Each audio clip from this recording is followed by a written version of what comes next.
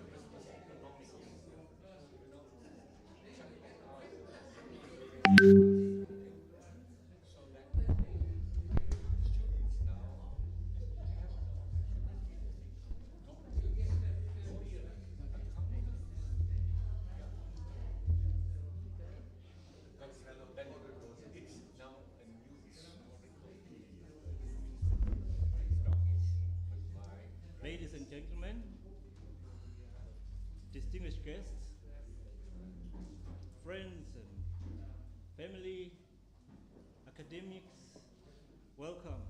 My name is Sibahle Kulu. I'm a historian and I'm a writer. I write in Zulu, so if you can't read in Zulu, I'm working on translating some of my work.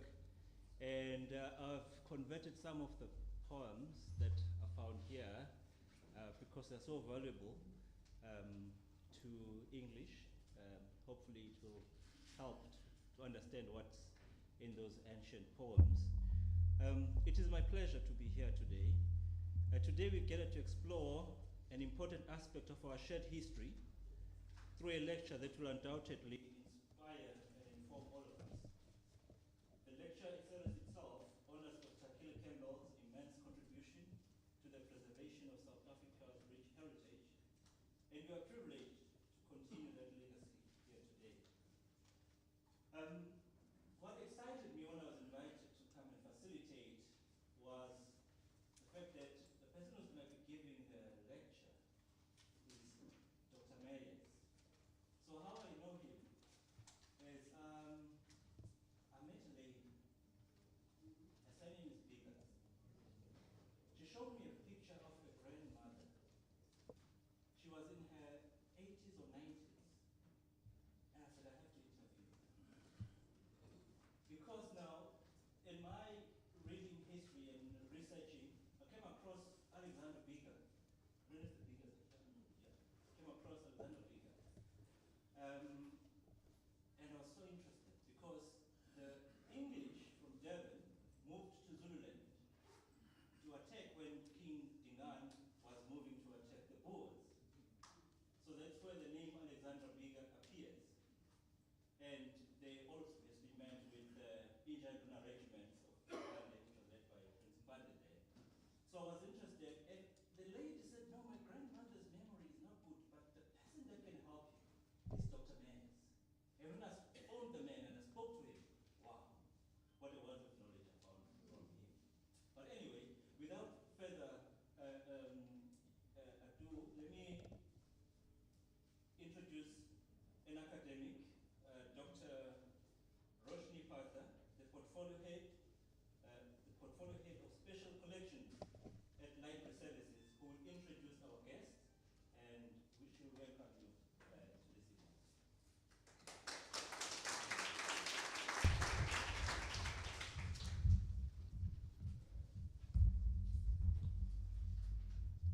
Good morning and a warm welcome to one and all of you to the 2024 annual Dr. Killie Campbell lecture. Dr. Neil acting BBC for research, members of the executive management, members of the Senate, academics and professional staff, members of the Library Advisory Board, our library director, Dr. Lochenberg, alumni, students, political business and religious leaders, the media, family and friends, a special welcome to one and all of you. All protocols observed. I've been requested to make a special welcome to David Hughes from the South African National Society, Yusuf Jacobs, the ex-principal of Clichet High, Earl Wilkinson, also an ex-principal, and Dr. Jeff Randall. So it gives me great pleasure to welcome you to this annual lecture and to introduce our guest speaker, Dr. Troy Mayers, and thank you to our facilitator. Dr. Troy Mayers is a direct descendant of Henry Francis Fynn, one of the first British settlers who landed in Durban in 1825. He grew up in Durban, Wentworth area. He finished his matric at Fairvale Senior Secondary School in Wentworth. Then he completed his Bachelor of Law degree at the University of KwaZulu-Natal. He's also done a diploma in project management at the Durban Business School and a certificate of a state agency at the Natal Technikon, now Durban University of Technology. He's a research associate of Disong Music. He has published many research papers pertaining to Khoisan history, Khoisan descendants, and issues around Khoisan land claims. He's published a paper in the history and influence of the Lochenberg family on the Khoisan people during the 19th century in peer-reviewed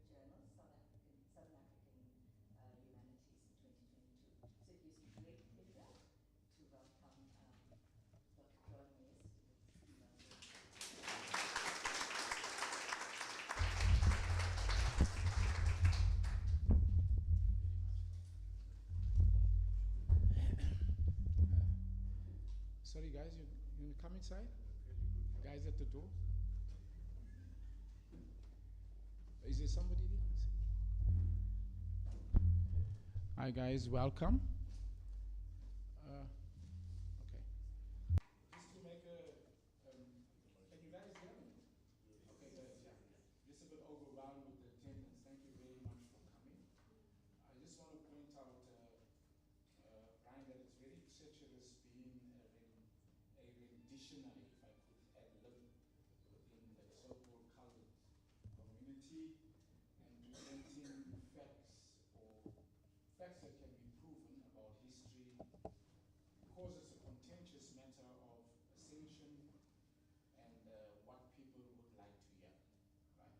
So I'm going to start off, there is 4 parts to this, which is not going to take too long, about 10 to 15 minutes each, but a lot of notes here because if any academic wants to challenge me, I've got the stuff here that I'm going to be talking about, which is very a lot of people of faith. Just to correct Dr. Puther, I don't have a degree in law. I was studying towards a degree, which I dropped out of many years ago, but I then, of course, published papers, which one of them was the latest is with Dr. Jeff Blandel, that brought me quite a bit of fame because he's an acclaimed archaeologist and an expert in Bushman and rock art.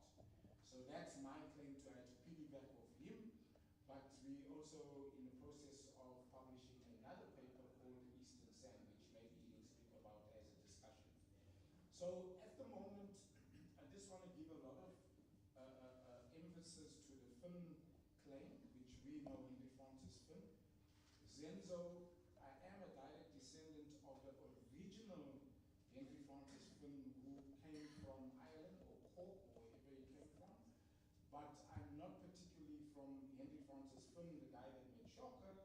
I'm from Frank, his brother, with Shocker named Poba, right? But I will come back to Frank because a lot of what I'm going to speak about is from a Zulu lady called Mavumlazi, which became the de facto paramount chief of the Finns because hardly anybody knows about her. And Eva Jackson, who did a master's here at UKZN, actually brought her to the fore and helped us understand how the Fynn polity actually unfolded when Dingon King Dingon banished Shocker from KZN. So it's a long history. The foundations of Durban dealt with that, understanding how this conflates and integrates with the Khoisan and the misunderstandings that Zulu chiefs have had with the Duns, the Finns, because these things are all current and they are very live. We're talking about living communities, right? So what we would notice with the Finns, they've just been to court.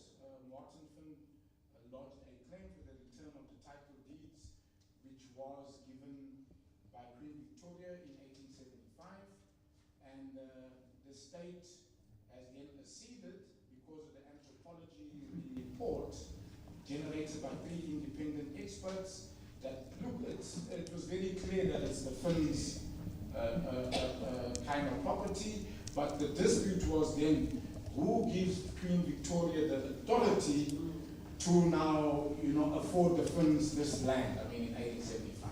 But we know full well that the land was actually annexed in 1866. All right, but the actual action to do that and why they embarked on that action with Harding, who was kind of like a judge president of KZN, if you want to call it that time.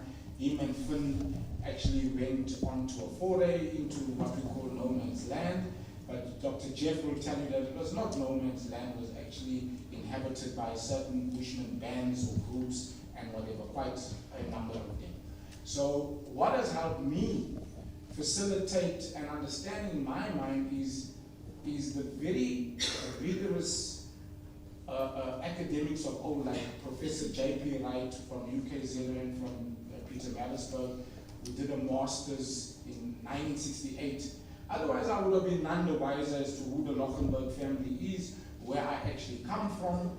And he actually pointed out that, there was consternation when the guys came in with Andries Pretorius and they came to Durban, from 1834 roughly, the Bushmen started to attack. Well, not just attack, they were actually, that's an incorrect word. They actually started to resist the encroachment and the settlement onto their hunting territory, which extended from the Amatola range right up the foot of the Drakensberg and all the way almost to Ladysmith.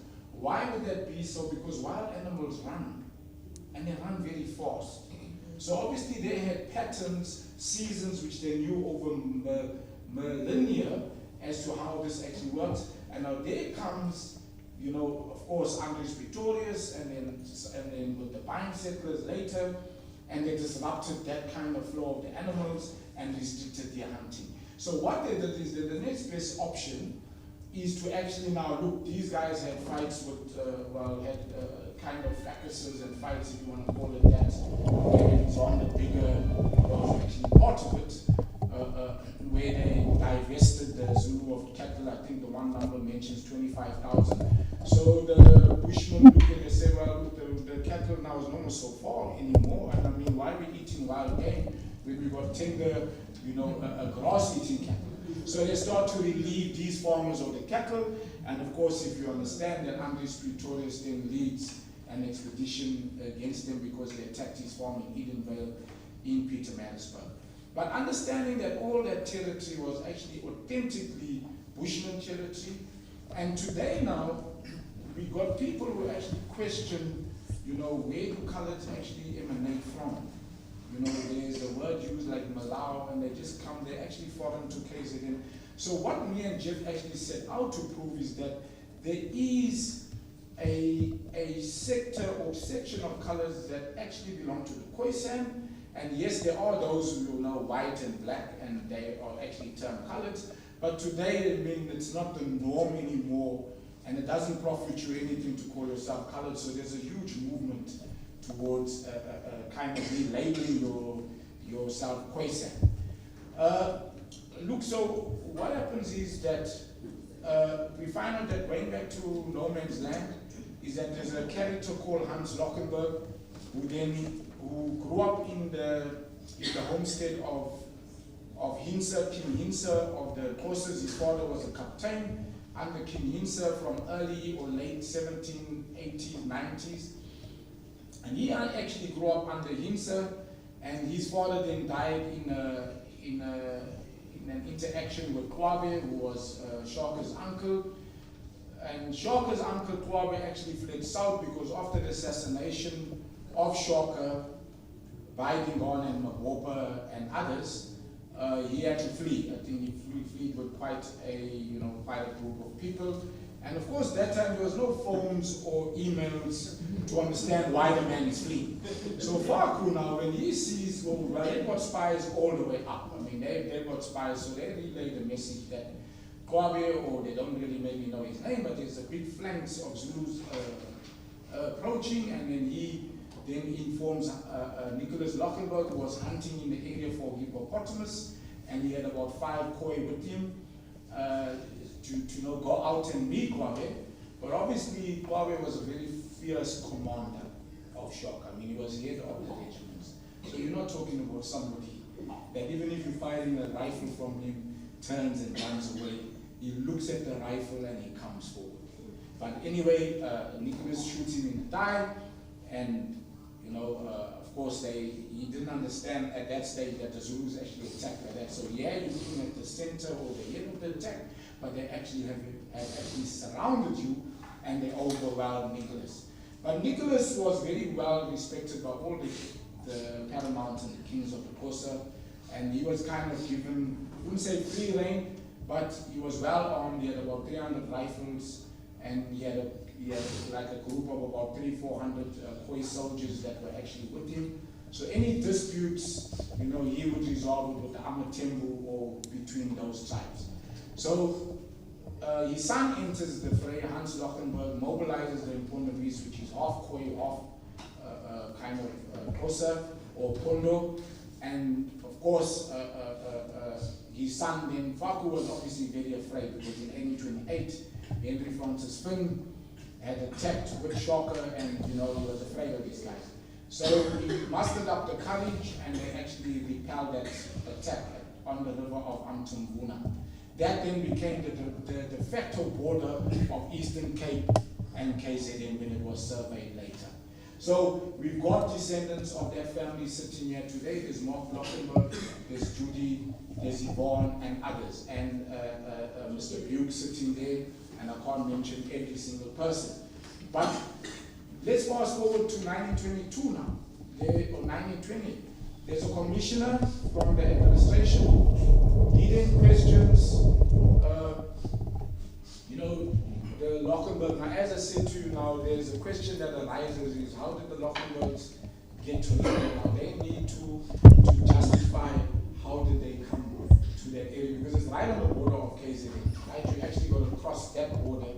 There's like a ford there, which is a low line, and then you cross over, and you get to immediately Mtamvuna. So after 1829, after that battle, Faku actually gave that land to the Lochenbergs. Now, I've got that paperwork here, right? So what happens is now there's a dispute now later with the chiefs who come much later in the 1880s, from 1829 to 1880s, and they start to flood that area. Of course, now the British are the authority there, and Nicholas, which is Nicholas's son, then complains to the commissioner because the British now got hegemonic authority over everything, and he tells them, and then he investigates, and Faku says, yes, I did give them permission to actually live there because of services rendered to his family. So what we notice today is that, I'm talking about today now, I'm not talking about history today.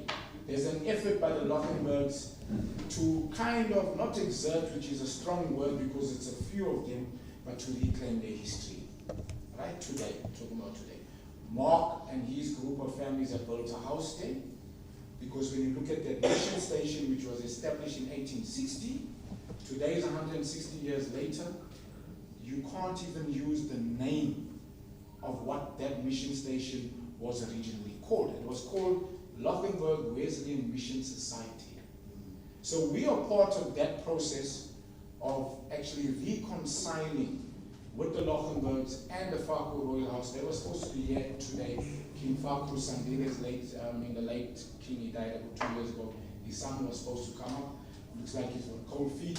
But we were going to raise that with him today as to, in writing here, you actually gave an affidavit saying, when the commissioner asked you, that yes, the Lochenbergs have got rights to settle Mtamvuna, and they are the de facto chiefs. So they appoint Nicholas as a headman in 1904, 1905.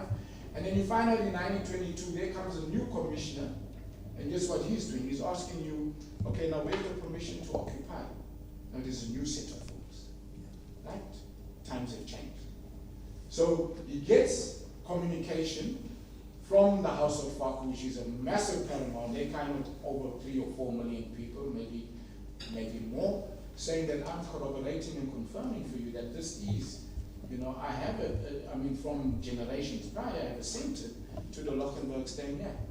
But now you have to contend with a different community, which is the Kresile again. And then the commissioner then reports back later saying that, look, the Lochenbergs are not strong enough to hold off these people. So what you find out is that there was no, and you can't really blame the commissioner or say that he's racist. He's just being pragmatic. There's now maybe the quality of the Lochenbergs or that grouping was maybe 1,000 people, maybe 2,000 people, and now you have to face off with the demands and the wants and maybe even the needs of maybe 500,000 people. Right? So we are at that junction now where we're looking at requesting with the commission the restoration of the Lochenberg chieftainship, because there was a chieftainship. Alright, so let's go back now. Remember that now, these families, there is a nexus here. There's a causal link between most of the chieftainships, I'm going to use the name loosely, colors, right?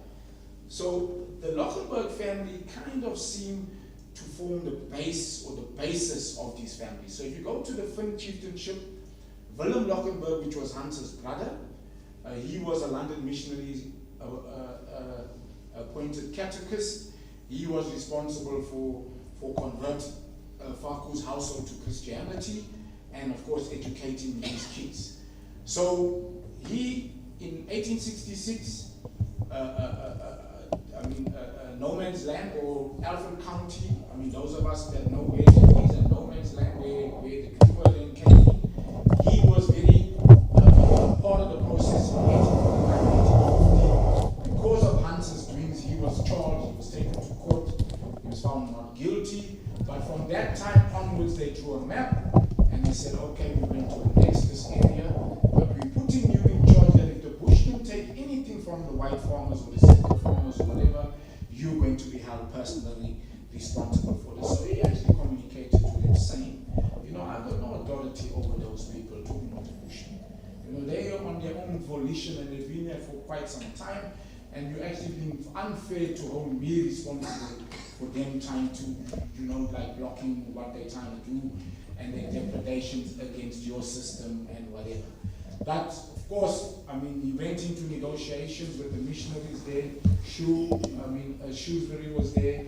I think Jenkins was there and others. And then Farquhar actually said, yes, we will not agree to that.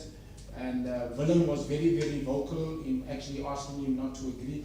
But subsequently, it seems to, from what history records, is that yes, he did agree. But I'm now finding out later that he actually didn't sign any paperwork. So going back to that, I then checked the file in 1866 with Farquhar, which is in the Cape Archives, and I see a map there. The chief archivist sends me a map. She says, no, I can't because the documents are too substantial. You're going to need to come down to Cape Town. But she sends me a map nevertheless. So that map now actually helps, because it's drawn in 1850, hand drawn, it shows you all the tribes right in that vicinity. And it shows you where the Inkumbini is. Now this is coming, remember now this is leading up to how the Finns were formed and whatever. So the Inkumbini tribe was a tribe where, because of the differences between Shoka and Dingon, was fragmented, and this lady that Shoka had given to Henry Francis Fynn to marry, one of the 7 wives, he actually gave it to his brother Frank. She then became the de facto chief of this tribe after Frank Fynn died in 1838, and then right up until 1890. So history was kind of silent about her. Fast forward today, so I'm going to go back and forth just a little bit so that you can understand what happens here. So there's chiefs today. Same thing like what happened to the Lochenbergs. When it demonstrates to you that this pattern now is repeated over and over. Ambiguous occupation. They are disputed, right? So this chief, by the name of Temba Winston Mavundla, which I've been warned not to mention because from 2001 he went on an orgy of land claims, you know, with even, you know, farmers in that area. And of course, the main target for him was the Finns, because from what he understood from the oral tradition is that the Finns displaced the Mavundlas, who are the de facto or hereditary chiefs emanating from Mabopa. Now Mabopa is the guy that was running Shoka's household, became involved in a conspiracy to murder Shoka, right, with the other brothers, with Mahlanga and Dingon. Now he claims that after that, Dingon then turned against Mabopa because of course how, Zulu, palace politics works is that I'm always now going to be second guessed, even though Dingon says he is the man, but Mabopa is always going to remind me, but I was the man that set up Shoka. You know, because remember that he was a trusted man of Shoka's. So what happens is that he usurps and he creates his own folklore around Mabopa and says that, you see, because Mabopa was actually from Lesotho or Basotho. Now what happens with a monarch is that his inner circle, he doesn't really take people from his own group. So if you see Caesar himself will always take other people in his inner circle, and usually a minority, because if there's anything that happens with him, if he blames that minority, they will actually feel very threatened and they are vulnerable. So Caesar's inner circle were Jews. So even when he got killed on the Ides of March, that inner circle was Jews that protected his body and whatever, right? So you find that this is repeated even with Saddam Hussein. what he would do is his foreign minister is a Christian. He's an Arab, don't get me wrong, but he's a Christian. Because the Christian community in Iraq and all those areas is very small, he is not going to go against him. Whereas if it's his brother or cousin, he can be challenged. So he now takes this thing because he then goes on, of course it's in his family tradition. The Finns made a huge fundamental error via Duka. They appointed a Mavundla as one of the chiefs in Port Shepstone around about 1909. And that chief now, in 1920, kind of challenged the Finns for the chiefs, and this was the beginning of the demise of the Finn polity. Right? The Mavundla, the Kamalaka Mavundlas. Right? So remember that there's nothing wrong that people are doing. This is what human beings do. So you can be the political leader they will seek to dethrone you. So don't read it that they particularly went out against the Finns, but he's also got aspirations. So what happens is now he takes over the Finn, well not takes over, but got the document here, where he challenges the Finns, and he uses the pretext that Willie Fynn, in particular, is very liberal with flogging. So Willie being a chief, Henry Francis Finn's second eldest son, is very liberal with flogging, and his people actually don't want to be part of the Finn polity anymore.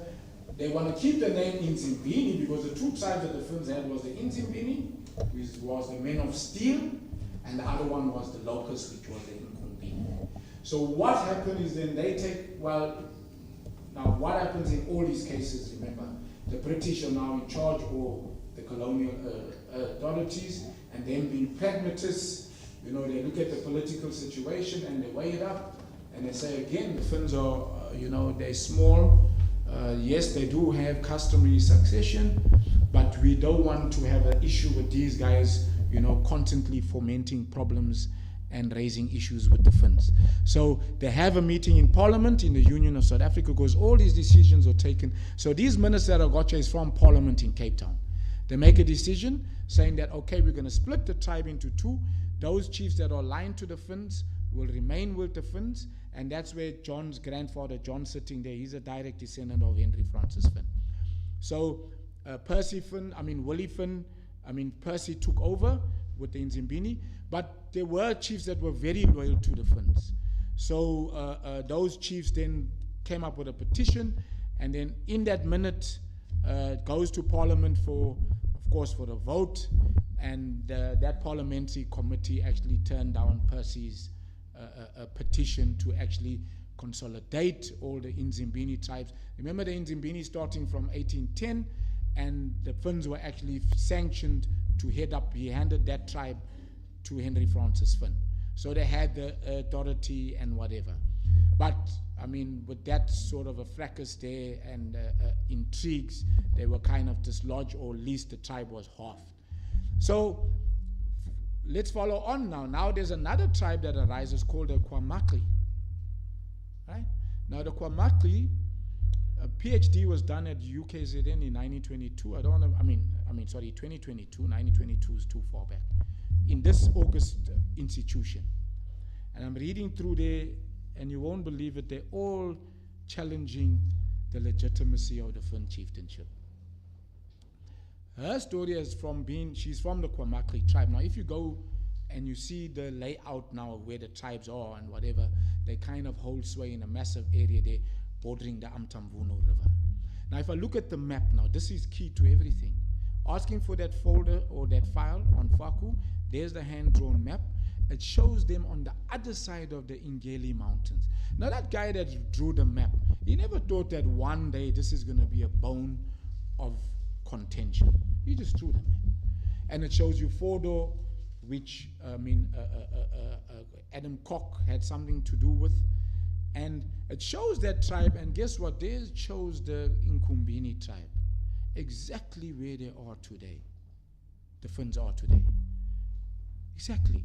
But of course now, with the redrawing of boundaries, people were moved. So Henry Francis Fynn, being a native commissioner, would have said, okay, this river now divides the Pondo and the Zulu. So he placed all the Zulus. He even brought tribes from Pinetown and he moved them there to act as a buffer, so that, of course, they don't come over, and there is some sort of a line of protection, like a blue line, if you want to call it, against any infiltration and attacks against any white farmers and whatever. So she then mentions that when they cross over the Mtamvunu River, they were met with the Fingo. And the Fingo said to them, sorry guys, you guys are not Zulu. The Zulus stay on that, you guys are not Pondo. The Zulus stay on that side of the river. This side here, you have to be a Pondo, and they drove them back. Now what, of course, she wouldn't have understood is that the chiefs of that Fingo groups, they coalesced under Nicholas Lochenberg in Butterworth. Hans Lochenberg had a group of them because he had a few. He had the Amafingo, he had a group of Mpondamis, which were half Bushmen and half Pondo, and he actually had Bushman tribes or leaders that were loyal to him. So that, as they crossed over, they would have immediately ran into the Lochenberg polity. Right? And that bad blood between the Pondos and the Zulus, that time I'm talking about, they would have met up with resistance and they were pushed back. As you see the map, you come down from the Ngeli Mountains, cross the Mtamvunu River into your crossing up, at the Mtamvunu Drift, and there's the Lochenbergs right there. And the Lochenbergs are wild on. So they would have pushed them back. But today the narrative in academia, and that actually hastens the demise of the Finns, because they're illegitimate, they have no roots to this particular area. Now if you go to Eva Jackson's master's degree, she actually has done a seminal work, right? She's done an awesome work where in 1850, while Marvin Lazi was at Amtalumi, and Henry Francis Fynn took 4 or 5 tribes away from her, even though it's his sister-in-law, she actually had a dispute with him, and she relocates to the area now exactly where the Finns are, called Amzin Kulwana, in 1850. She gave her sons, Charles and John Fynn, an instruction to go and take the Nkumbini and go and establish them in no man's land, because you couldn't be too settled on the coast because of the attack that happened in 1832 with Dingon pursuing all his enemies, which he perceived Henry Francis Fynn as being one of his enemies, right? Because he was aligned to King Shaka. So Henry Francis Fynn then goes and works as an interpreter to Sir Benjamin Durban, and that's how we got the name of the town today, Durban, right? It came from Henry Francis Fynn and his efforts and that request. And of course, one of those that actually paid for the establishment was Robert Bigger and others, Henry Ogle and John Kane and all. But remember now, each guy has got his own. If I carry on with all of these guys, it's going to have a huge and a sub, because each of them had lines of chieftainships derived from them. So it was derivative, And so I'm just going to keep it into that purview, because I don't know how I am for time. I don't want to talk ad nausea. What's the time there, Peter? Because I want to get on to the Koks. So in court now. Okay. So I got 10, 15 minutes. So in court now, the court has ruled that those deeds must be returned to the Finns, but there's another problem. 90% of the land has been settled by people who are what we call non-Finns, and there's very few Finns living, and that's a fact now. If we talk about now, but guys, I want to impress upon you. We looked at a couple, and remember now that everything that you say, you are lampooned, and you looked in a way that you're trying to bring other people in here. And basically the Fynn line today is only of one of Henry Francis Fynn's grandsons, right? And they don't want nobody else to live there. So what has happened over the last generation or so, anytime a Fynn or their family member is supposed to settle there, their understanding is that that land belongs to them. Because remember that they don't or didn't know anything, that this is communal land. It's given to their grandfather, who was Henry Francis Fynn's son, and his descendants. Believe me, they blocked all descendants if you are not from that son. So, Henry Francis Fynn Duka had 11 children. The law says now that every descendant from those 11 children has got the right to live on that land. But as we know, as a CPA, it's very difficult because if you look back now, I mean, that's 1875, 150 years later, talking about 20,000 people, it's almost impossible to actually carry that out. So you actually can't. But what happened is one of the sons sold his lot that he inherited because he was the eldest son. He goes to Transkei and he runs in Lusigi or Pondoland, the other wing of the tribe there. He actually gave up the chieftainship. He comes back roughly 1829, and from what I can gather, I was also under the misconception because with the Finns there's also a huge resistance to reinstating the chieftainship. So if you ask them now, why do you don't want the Fynn chieftainship restored? The story is that there was murder. Because 4 sons there of Duka, who was the senior chief of that tribe, were murdered. And the Zulus got the blame, you know, and then of course maybe the one chief was murdered in, Jack was murdered in Lusigi. Now remember that the minute you pick out somebody's name, let's say I say Jack and I'm related to Jack, they're extremely angry with you. So as an academic, an organic or academic, if you relay this message, you are asking for a lot of hubris to be directed at you. And, you know, just based on his surname, he will know. And even though you're coming with the facts and say, no, it wasn't the Zulus that killed these guys. It wasn't. So the one son, and their method of killing was poison. So it was slow, and it did not invoke or, you know, kind of alert authorities that this man, because he's not violently murdered, it's poison. So the first son, Duka Fynn, I mean, he was the chieftain, Lot A, so he comes, he repairs or he returns from Lusigi. Somehow now he doesn't want to stay in Lusigi. I think the Pondos now are getting very belligerent and, you know, resistant to the Fynn settlement. And he comes back there, and then that guy dies, and they say it's poisoning. But the genealogist does say they're poisoned or killed by his own people. So in all our minds that we discuss as a family, poisoned by Zulus, man. You know, we can't believe that a family member, coloreds, can kill one another. This is a fratricide. You know, we killed our own brother. And guess what? The next brother is West Duka. He comes in, right? West Duka.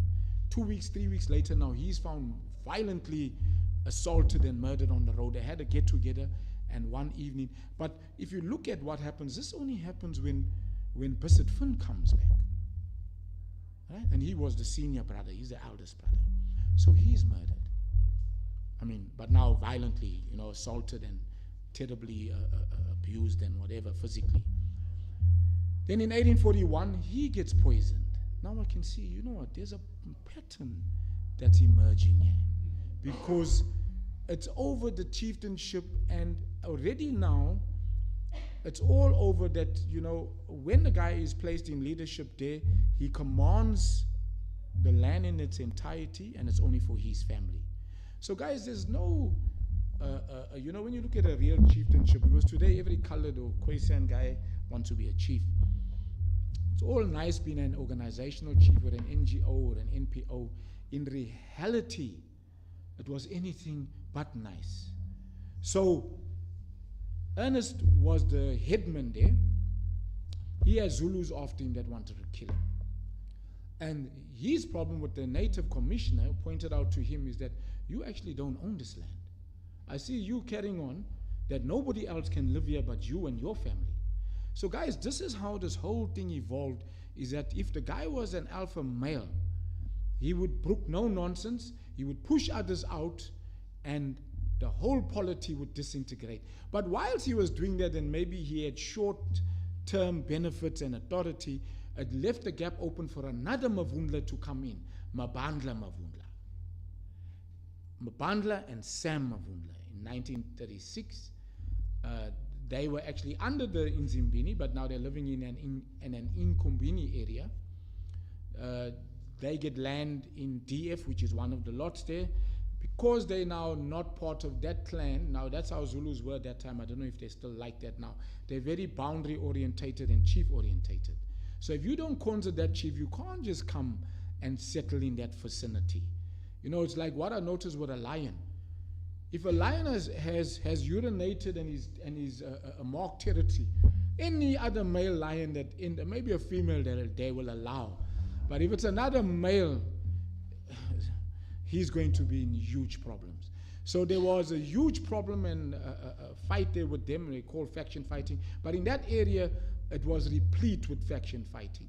So now being ex-member, I wouldn't say ex-members, but being and having that history with the Finns, Bissett allows them to come and live there, but now he allows a few of them, gives them permission because of their relationship with the family, and these guys, maybe about 12 of them, and they now bring 250 people.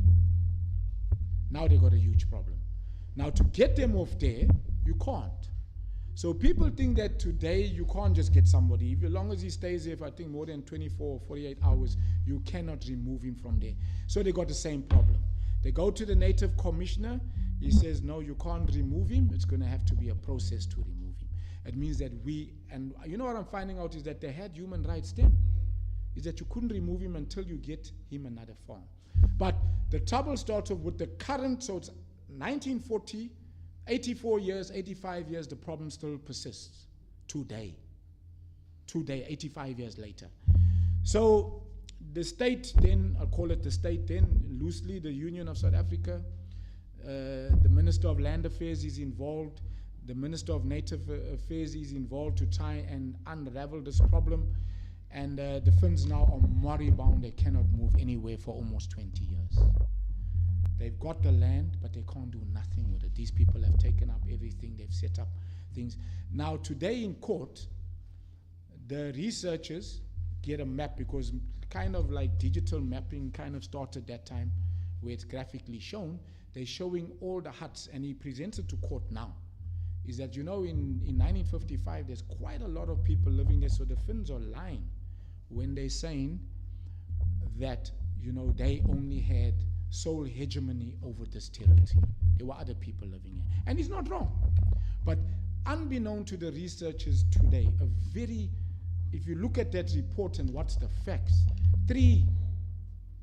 two anthropologists, a historian and a geographer, terribly disjointed report to the state. And the state, based on that, is saying that the Finns never had a genuine chieftainship, according to the Ntlopo Commission, which is refuted because they did. They actually advised it and confirmed that the Finns did have under Chief Modest Fynn. Right? So they went through that commission. So there's a litany of errors in the report now, which is 90 pages, which are one academia, to assist me in telling me if I'm wrong. There's the evidence that I've got, and this is what these well-resourced guys and paid by the state, and these are actually qualified guys from Rhodes University. If you look at it, it's a hodgepodge put together and based on expediency. So before, the colonial writers had to look at it from a certain viewpoint to satisfy the state. Today, exactly the same perception and behavior is being encouraged. So facts that cannot be corroborated. So if I go to Cross, which is in Maritzburg, I said to them, okay, do me a favor. Now go back to the maps and check the mapping of 1965. Because a court order was given in 1960 where they had to move, and Verwoerd actually agreed to buy them another section of land, so that when they leave, remember that you can't just leave people to now, because they become criminal. So the state that time was they were very law orientated. So those people can't just be kicked off. So for 20 years, they had beneficial occupation where they're not paying any rent. And then the whole issue is that when the Finns tried to charge them rent because they're living there, then the native commissioner would come and tell them, no, you cannot charge nobody rent, and you will not understand the toing and froing. Sorry, just let these guys come in.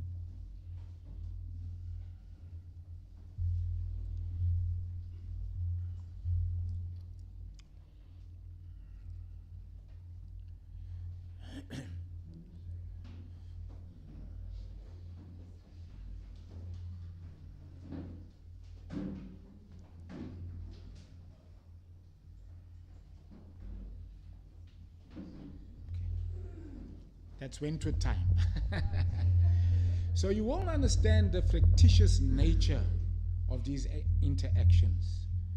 And then we have a problem of dealing with land affairs now, where the state is actually dealing and defending with recalcitrant chiefs.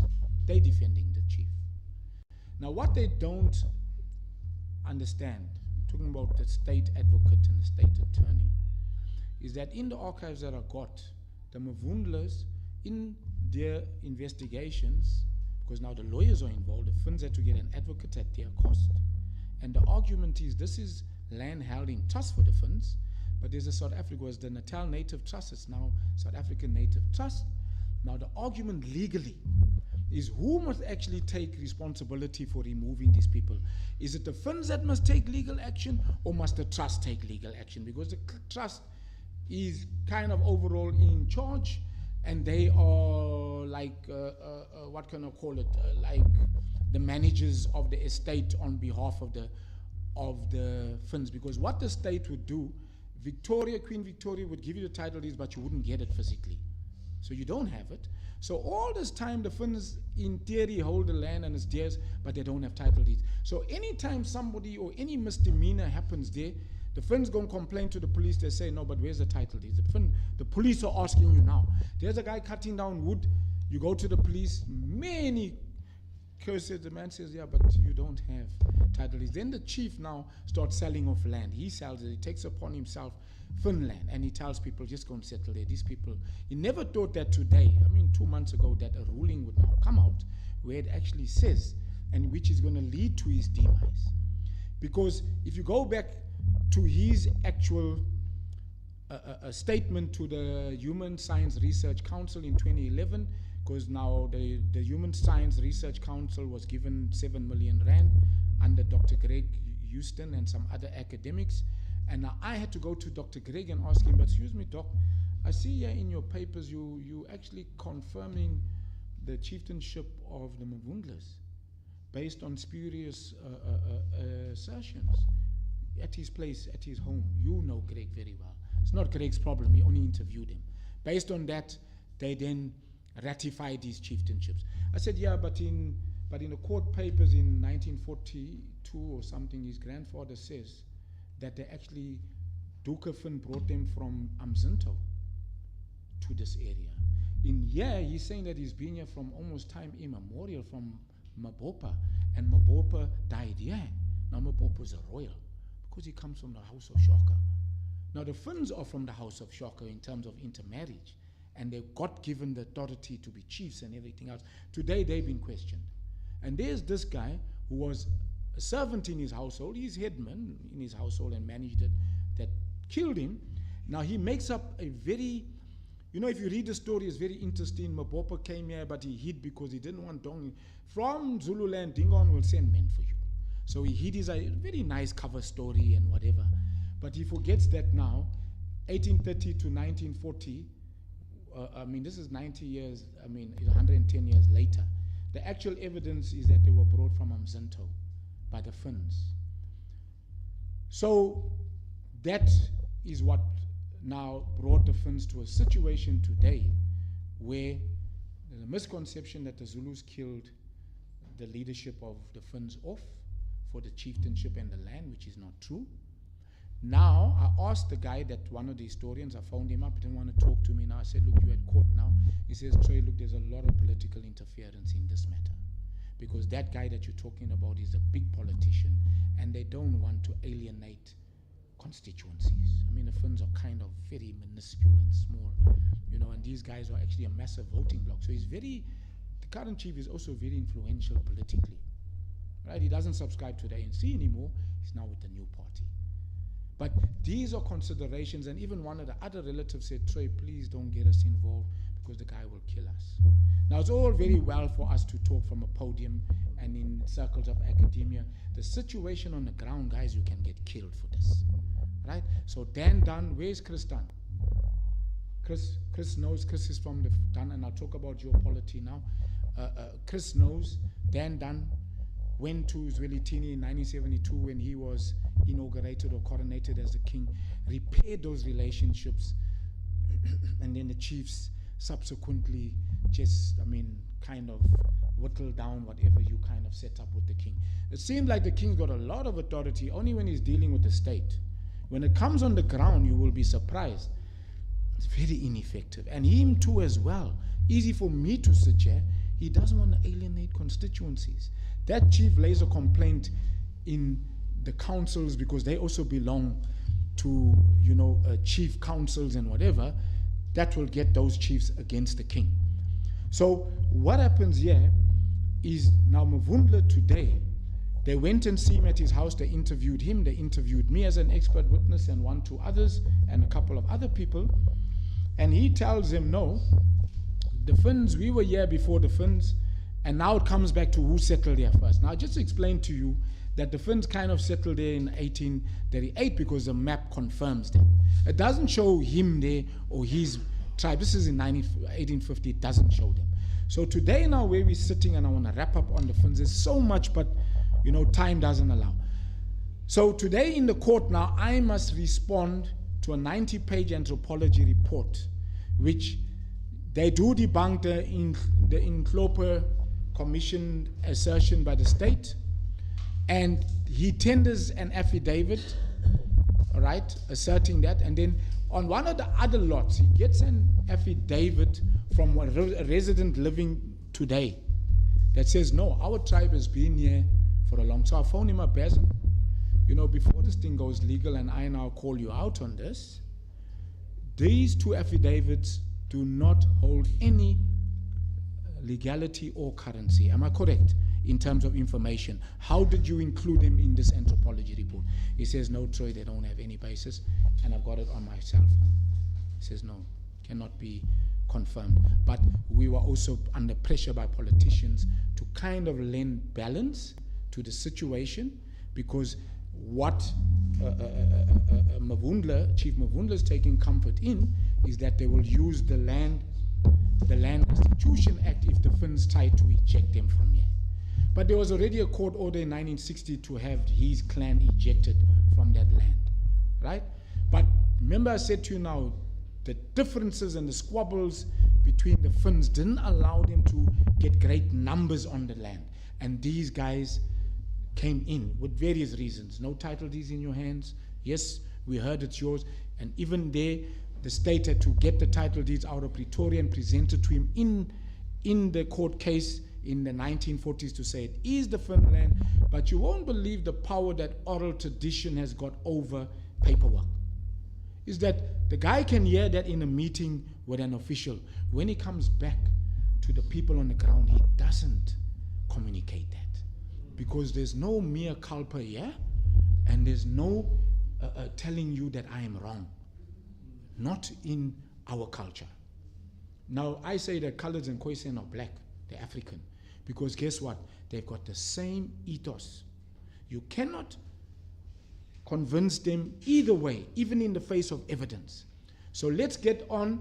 We're at that now. There's quite a numerous things there where the maps will ascertain that they were removed in 1960. So that's something that I need to do in the future. But these things take huge resources. So I need to get the maps showing that this community that you're telling the court today was actually removed by a court order. They don't have that information. Because archival evidence, anybody will tell you, there's a historian here, it's a huge amount of work. You're reading through lots of stuff. And it's a skill that's acquired over time to narrow it down and to make you actually cut the chase and get to the nub of the evidence and ascertain what you're looking for. Otherwise, it's going to be too tome-like, too much writing. And people today don't want to even read more than 1 page. Right, unless you're a historian, and those are historians sitting there and here, because this is the past. But one thing that I can say to the aspirant historians here and those that are accomplished, this is very much a live matter. The Lochenbergs are live. It was never brought to a conclusion. There was a land claim launched in 1950. I still need to get those 2 files in Cape Town where the state then says, look, we can't, and the state is right. We can't settle you among those guys. They don't want you there. Why don't you what they were kind of suggesting, go and stay more in Harding where there's a lot more coloureds and people of your hue. Now it's kind of, harken back to very, African. You are African, but, of a different kind. And yet the Lochenbergs could speak Xhosa, did all, many of them married Xhosa women, but it is very hard for people to be accepted into a community. And now today, coloureds are now accused, why do you seek to chart your own course? And you become a distinct way as you're African, but the overtures made to the Zulu king is that the Finns want to be recognized as Zulu chiefs under Morris and the others, and they were rebuffed, not even a response. The Duns as well, I checked with Chris. If we get to the king, your heritage with King Kejwayo and all that. I spoke to one very senior parliamentarian 2-3 weeks ago. He called me about this lecture, and I ran that past him and said, the guys have never said that they're not part Zulu. The only problem is that obviously the way they were forced into some sort of a rubric or a crucible, they've kind of fashioned their own. Like they're part English, the language-wise, and of course with the advent of Christianity, lots of the Zulu customs were deemed to be witchcraft. So, the missionaries come in very fired up and they extricate you from that. So blacks still hold on to the ancestral worship, and of course that's anathema to any Christian belief. Because many things are cited from King Saul and calling up of the dead and necromancer and whatever. So it's not easy, but that can be a lecture on its own why that couldn't happen. And then others as well that were more looking like, colors that looked white, obviously that became the standard in terms of what it meant to be a color. They were like your high in colored, and you had your middle and you had the dark ones that were obviously, of course, they were the dredges of the community, which he knows. Not, bringing up anything. I fell into the very bottom one, because of hair and all that. But, so don't think that a colored grew up, eh? Color of the coffee, and then you keep your hair short because he doesn't want to be judged. Right, so my mother's got very straight hair. She's very fair. My brother comes out with red hair, and there comes out Troy. He's brown with coos hair. And then I hear my father saying one day, he's not my son. And guess what? My father's brown with coos hair himself. He doesn't give me a lot of credit. I cried that day. And there I go to my granny's house, who looks Italian, fair with thick straight hair. She takes me with open arms. So you see now this push and pull, these centrifugal forces. You can't understand this if you're not a braino. It's highly complex. He's loaded with this identity issue, and then he must still go out into the world and make something of himself. And then the system also tells him, yes, you may be looking like a white, but there's a little bit of a telltale sign here that you're not. Your nose. And then others now obviously took on the language and they spoke like whites and all that, and it would be great until one day you marry in and whatever, and then they would rebuff that. Right? I'm not talking about the early coloreds now, that first generation, they could have got away, and they became whites and they were authentically white. Talking about now the last 2 generations, 30, like 30, 40 years. That is where those that were there, the earlier settlers came here, they had children, they were absorbed into the white community, and they are authentically white, and even in their perception of what transpires. So let's go to Marshu there. You saw the head there. There's a bust there of Sir Marshall Campbell. Now nobody knows this. I speak to somebody from Wentworth, and he says to me, that's our great-grandfather. I said, can't be. That's an aristocrat, Sir Marshall Campbell. I said to him, Marshu. He says, yes, that could have been his great-grandfather and then his granny. Her nickname was Marshu. That was his daughter from a Miss Mazimela. What? And then Peter pointed out to me, look at that bust. Look at Peter Usher. You all know Peter Usher. Look at Boyner. Now this is Peter Usher's brother telling me this. Pastor David Usher. That's our great-grandfather. I speak to Zenzo. Zenzo says to me, Troy, he had Killie and he had a son. No descendants. They never had children. So the only descendants that Marshu's got live in Wentworth. Alvin Wentworth, the same guy, the owner of this, the founder of the sugarcane industry. So humans like, and they are inquisitive to try other things. Please don't discount that. You know, and now maybe it's acceptable, but that time, yeah, but that, of course, you know, and I mean, Marshu's done awesome. I mean, all his assets are here. He gave the land for the development of KwaMashu, and they lent his name to the area, right, to KwaMashu. That's actually his name. Right, a great guy. And I mean, his daughter took up his spirit and gave this great asset, and that's why we're here today. So the Fynns are sitting at a court case now where they're saying, get back the title deeds, but I need to deal with an anthropology report, and then I get a call from one of them that's telling me, you better do that report now. Let's respond to all this. You know, I've got a lot of the information, but writing it up in a coherent manner, anybody that's an anthropologist, Doc will tell you, we did a 50-page report on Hans Lochenberg, took 4 years. Now I got to do this in a court response within 30 days or 60 days. John's helping me with the genealogy from 1825. It's fine with the first 2 generations, and then obviously now it's like this. There's few of them here, and there's this massive pyramid. And the others don't want to hear about the space of this pyramid. This is their territory. And you can tell them how much you like about the law, they will not listen to you. All right, let's just leave that because, you know, it's like there's a part 2 and 3 to this from what Zenzo tells me. Let's get to the Griquas. While I'm looking at the Fynns in Pretoria, there's a minute, and immediately after that minute, which deals with the decision turning down Chief Percy Fynn's application for the Fynns having the full authority over the Nzimbini tribe, I look and I see the word Adam Kok.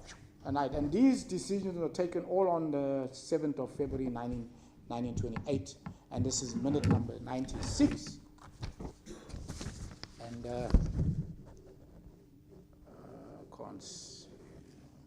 this looks like it's a minute before that, 95. Yeah, this is minute, so 90.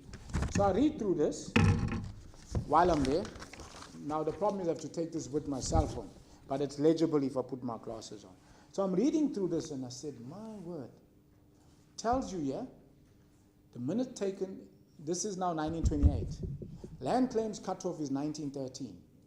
You can't come with a land claim as the legislation stands. It could be maybe amended from what I heard. I'm not too sure if it's been promulgated or those changes have been made. So this land, so there's an admittal in 1928 where Parliament, under the Union of South Africa, the Native Commissioner at that time, or the Native Minister, or Bantu Affairs, whatever, is Herzog. They then, I think these decisions are taken via the parliamentary committee with all the parties, and then they run through Parliament, and they got a raft of stuff that they need to make decisions on. So this decision is, yes, the Koks were dispossessed. It's an admittal, right? Now, if anybody knows the Kok history, they were based at Philippolis, which is Southern Free State. They were brought there. This year is seminal because it's 200 years since Henry Francis Fynn came here. It's 200 years since Adam Kok, I don't know if it was the second or third, went to Philippolis. It could have been the second because his son could have taken over. Because 1824, the missionary society brings him in there and says to him, we want you to be stationed there to look after and defend, because of course those days there was no colonial reach in terms of security. So they would use certain chiefs that were allied to them to look after certain things until such time they're going to take that away from you. Watch what I'm saying here. They bring him in, these guys are there, of course, there's a little bit of a, and I'm not, you know, there's a little bit, the Koks are now kind of quasi Western culture. You know, they've got laws, they've got Christianity. I mean, they've got their name from the dealing with missionary Anderson.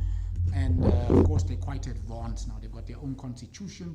They've got a rod, like how whites, I mean, you know, they've got a council, they call it a rod, folks' rod. And there's customary ascension here, you know, where you have to be a Kok to be a chief, right? Like any chieftainship would be.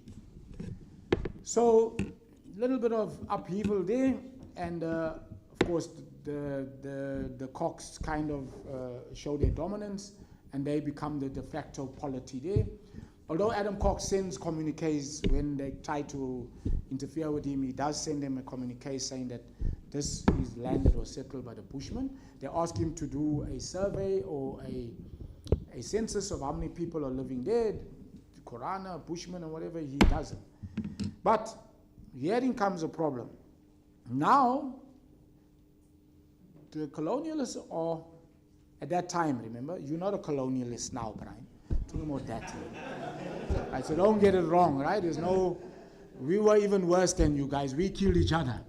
So it was okay, you killing me, but your brother kills brother. I mean, I'm like, how worse can it get? So they come in there, and then there's constant, there's like a conflagration, where there's constant, remember that now the settlers are very well armed, with the latest technology in terms of guns and whatever. So Adam Kok has got to make a decision. There's fighting over water holes, animals, and this and that, and they're pushing very hard to displace the Griqua. So he gets into an arrangement where they start telling him then, because I've seen the missive to London, where they actually start, which he doesn't know. They're telling London that, you know what, we have to move the Griqua to no man's land because of the problem that is happening with the Bushmen there and Hans Lochenberg and whatever. So these things are interconnected. Doesn't seem like to you, but it is. Nothing just comes from a decision.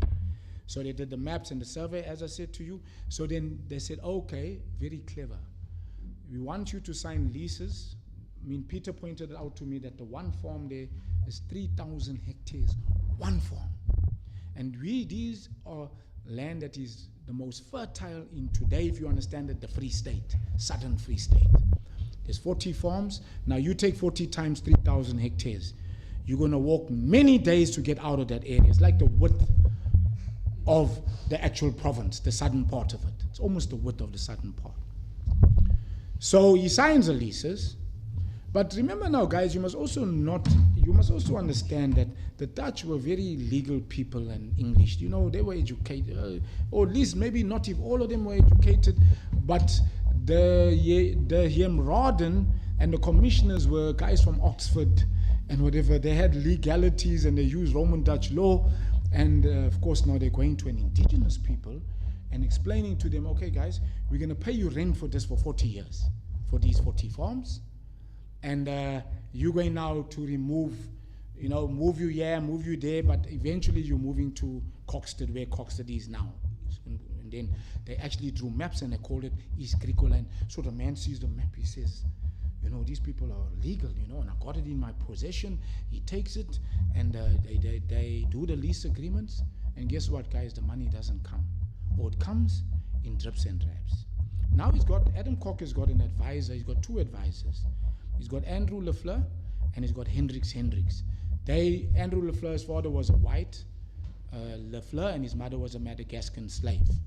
Right? So he becomes his advisor. Also, he's fair, maybe looking like a white, so he's got access to the colonial authority. If you see Adam Kok, the third, he's not hideous. He's indigenous looking. Now to us, for the colored one stage, hey, if you look like that, this man, your mother's going to tell you, this man is not marriage material. He's banished from here.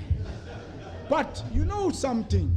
Economic power also makes you marry people that the Western society think is beautiful. The leader of Botswana ended up marrying a British aristocrat because he's a king.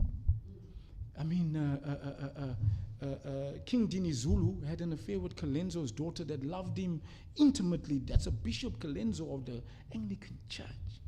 She defended him on his deathbed, his lover, and he loved her. And she loved him. Young, beautiful, bro, you leave your wife?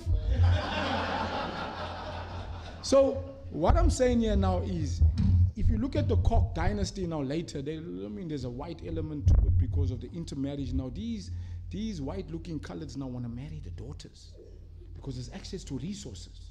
And he's got the authority. And him being a benign person and very giving, And you know, he actually, he learned some hard lessons, because Hendricks is appointed an administrator. You won't believe it. The settlers take him in, and guess what now, for any colored? The whites have accepted me into their inner circle and to their houses. He's dancing there by their front porches. He's drinking the best wines. And guess what he does now? He's not watching the detail. Because the minutiae says, the minute details in the leases said, which, you most probably read it because he was literate. If I say no to the whites here now, I've just got a lot of friendships and favors, and I'm accepted into the marketplace. Nobody can go and sit in the bar there with all these guys, and the price, I am. Now, can you imagine his influence with other coloreds, when you remember the days when a colored can only go and buy liquor out of the blacks, and blacks couldn't? They had to stand outside the liquor store. He give his money to a colored because of the liquor laws, and he'll go in, you give him a small commission, and he gives it to black people. So now he's got access to the creme de la creme of white society. But they were setting him up.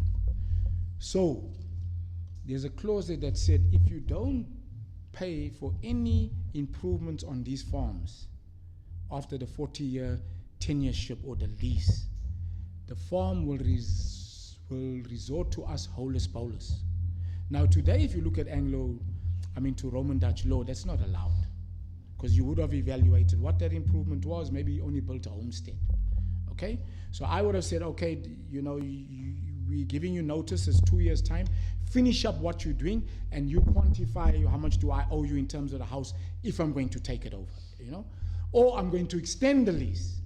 So Hendricks signs that document. Comes later, they're waving that in front of him. Right? But now therein lays the problem. Is that they now in Parliament admit that the Griqua were dispossessed. And when George Gangadine, who was a Griqua leader in Kokstad, went to the Land Claims Commission, now these things are live, guys. This is live. I'm not talking about, it's history, but it's living history. He then takes it to the commission, and they say to him, the guys that they appointed as historians because what they do is they don't investigate the whole story. They just said there, okay, look, we asked you for information, it's not forthcoming, so we're going to make a ruling. The only money outstanding to you is the rent or whatever of the 40 farms. But guess what, guys? Never mind, notwithstanding what legal agreement was made, if it means that if the rent was not paid, you cannot take possession eventually of those farms. It's not allowed. You didn't pay for it. So that negates that understanding that was originally drawn up. But he doesn't say that in his recommendations. And then he says here that in this minute now in Parliament, they say to them, okay, we're going to buy, it's noted here that, the Griquas have been dispossessed by us. What we're going to do now, there's a community of Rietvlei near the border of Amzinkulu. We're going to buy some farms there called Dawnlands, Eastlands, and Jaggers Hope, 1 hectare. Now, guys, imagine this. Every suitable land has been settled and taken up by the surveys. And come 1928, this land, 700 hectares, Peter, or thereabout? Sorry? Just under 6 hectares. 1 hectare is 2.5 soccer fields, right? So when I showed this to Peter, Peter knew about it. He's got the deed, a copy of the deed in 1928, given to the Griqua folk in 1928, title deeds, but held in trust by the South African Native Commissioner. Okay. All right. So what happens is when me and Peter investigate the land now, right, we get a town planner in.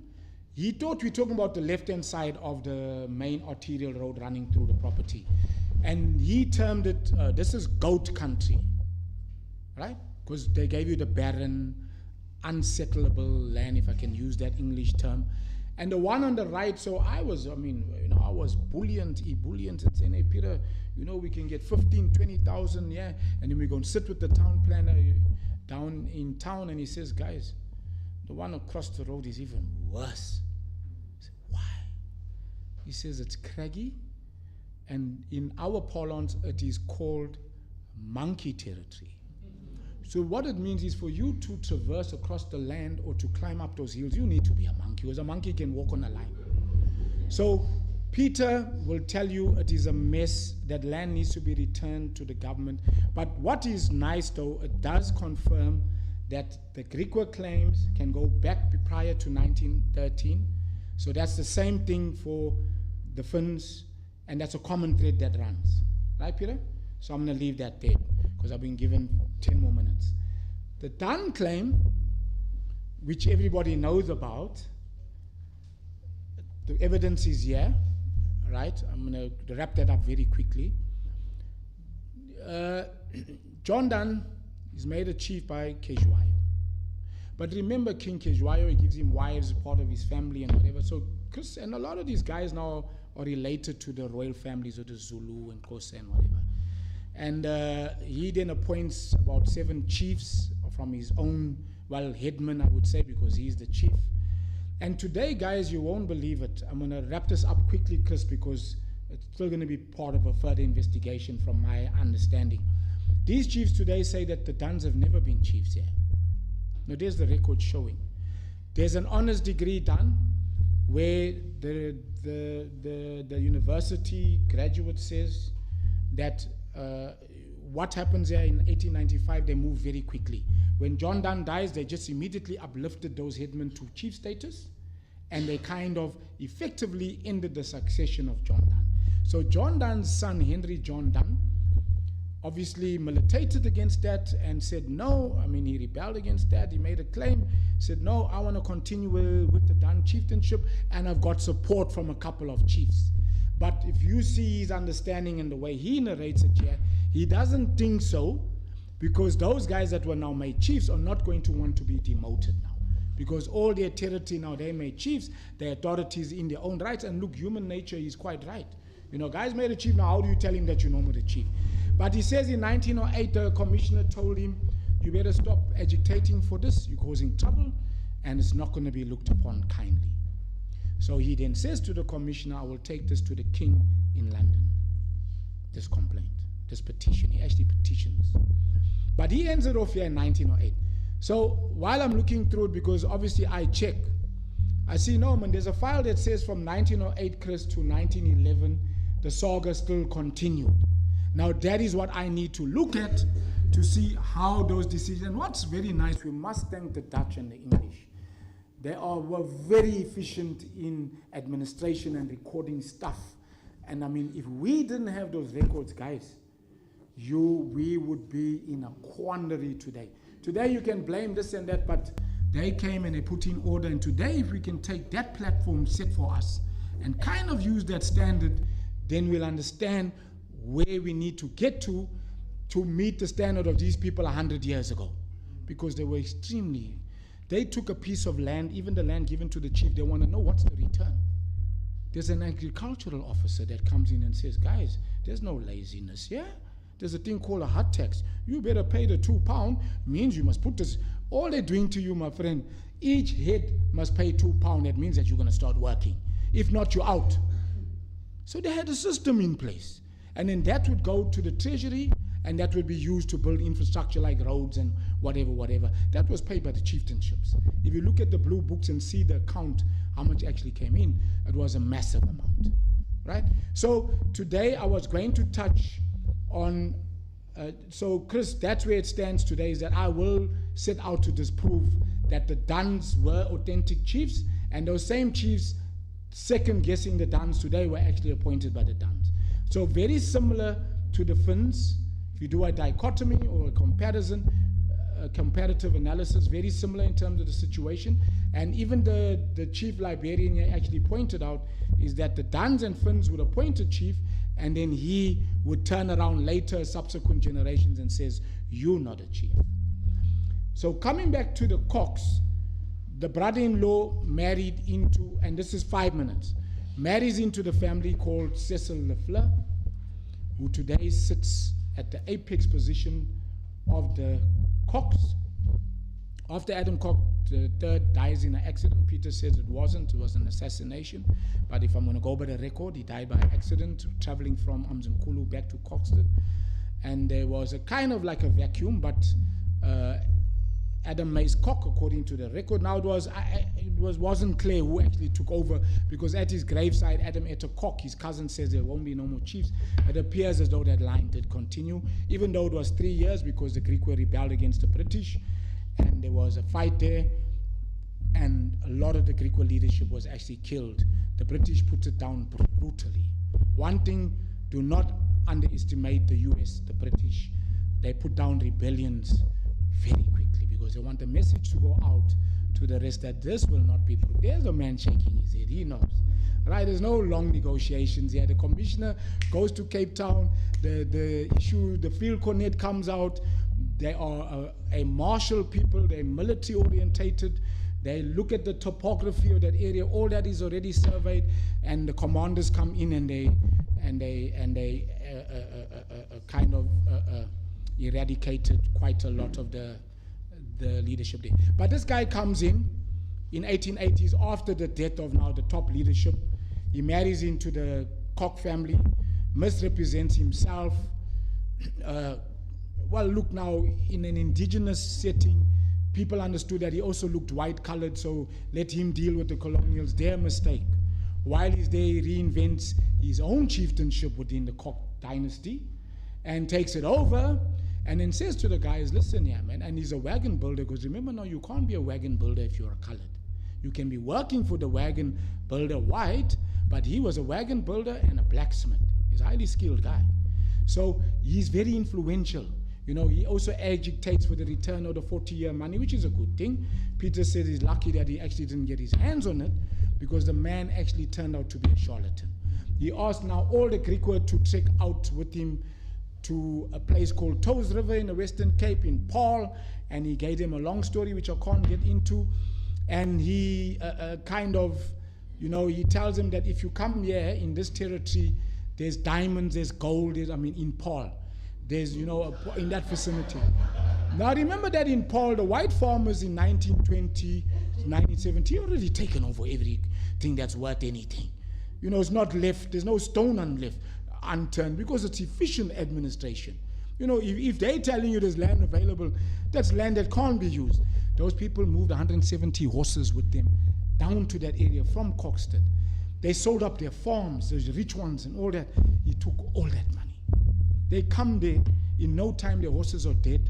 They cannot make a living. They abandon him. I think 1 or 2 families are left. And then he has a litany of these misdemeanors. But one thing with the color, they're quite gullible. I mean, just recently one lady came and she says, I've got access to a trust where coloreds are left billions by the Queen. And I think everybody, the coloreds know that. And you are, now I'm not talking about long ago, Brian, now.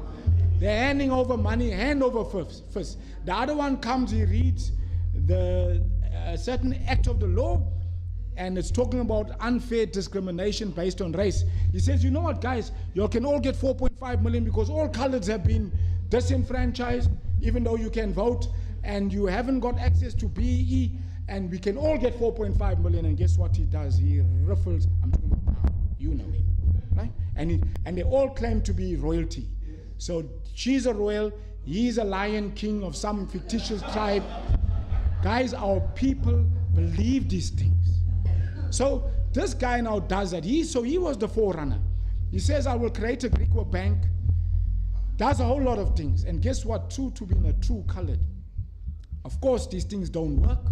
People lose all their money. I mean, people living now in Kokstad. Peter just sent a record saying, look at that, guys, a man sold your farm, he didn't return the money. A man charged him. And then I get his descendant now telling me that I'm basically going to be sued for what I'm saying. Guys, I've got a report from Boston University. I first accessed this when I went to UCT, to the archives. I saw the file. I told Peter that 6 years ago. When I looked, there's a guy from Boston University who comprehensively sorts this whole thing out for us about this particular character. And then he becomes, like a color does, he becomes an agent of the state, and he talks their politics and segregation, and he agrees that color shouldn't want to live with whites and everything. And then this guy actually gives a summation here that this guy is an agent of the state. And then his brother was an intelligence agent for the army operating in Southwest Africa, and then he says that his brother is an agent, right?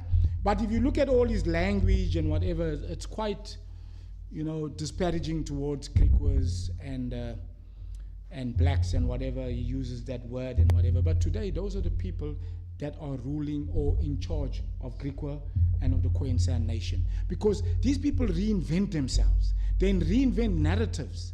Now, when I challenge it with the facts, and I want to end with this, the whole story is, and I saw this on Google, so I'm allowed to use this word. I'm going to use it twice. Don't let the facts stand in the way of a bullshit story.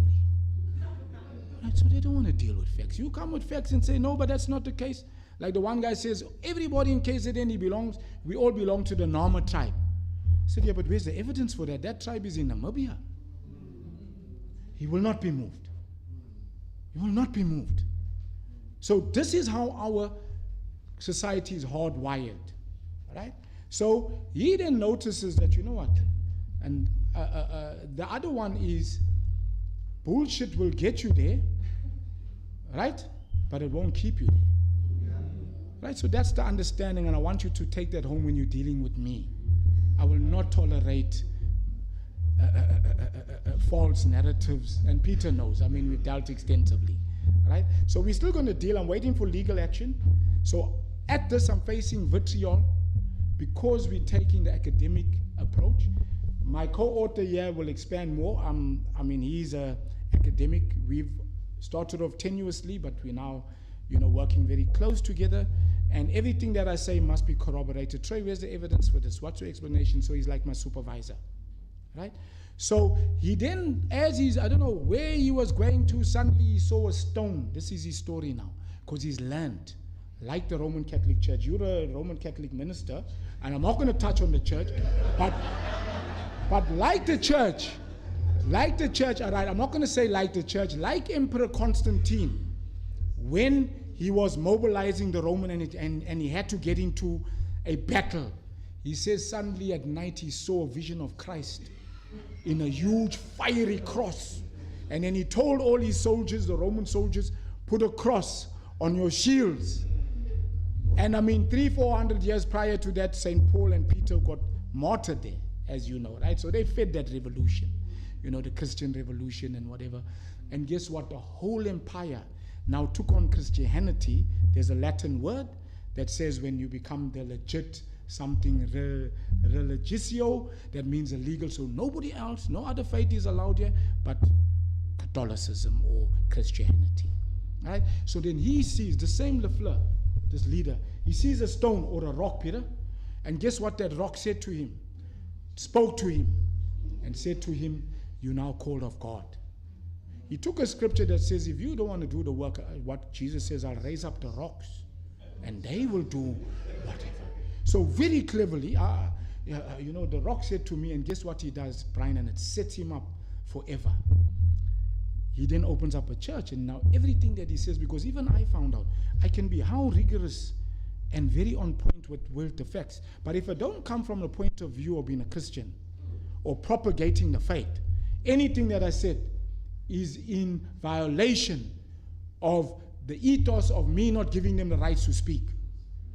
Because I'm coming with the facts, and this is not the truth, because I don't undergird what I'm saying or trying to validate what I'm saying because I'm a Christian.